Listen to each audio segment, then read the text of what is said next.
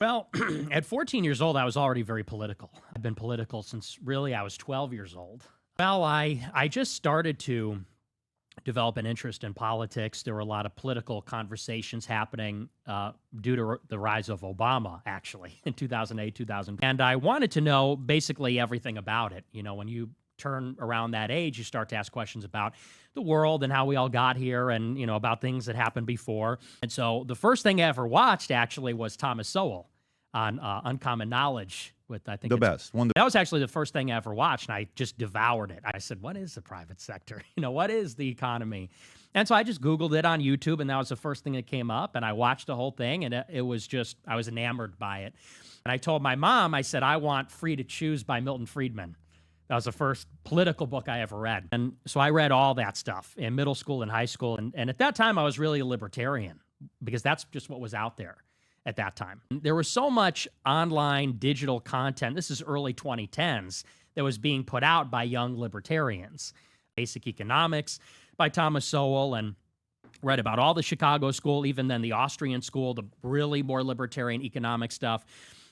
I was very active in high school and, you know, one of those precocious autodidact type young guys.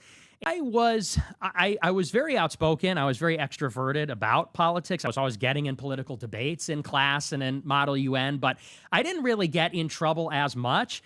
I was on Prager University and Breitbart, and so I downloaded all the dogma from the conservative movement at that time. And so I remember we were sitting in the study hall one day, and they had all the flags of the world hanging up on the ceiling. And I said, why do we have the Iranian flag hanging up? I said, they're the #1 state sponsor of terrorism in the world. It shouldn't be up.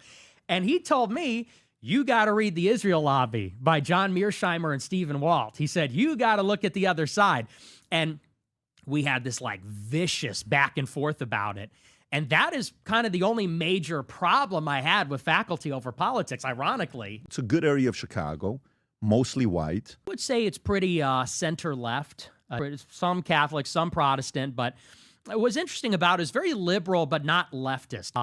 You know, so even though we were in the middle of a very progressive revolution under Obama, I mean, these guys were all liberal, but they weren't communists. So he announced August 2015. So after Trump announced, this is right around the time, he announced in June 2015. And so I was very political, obviously super engaged with the election. And at that time, so this was going into my senior year of high school, I had a radio show on the high school radio station and a TV show on the high school TV station.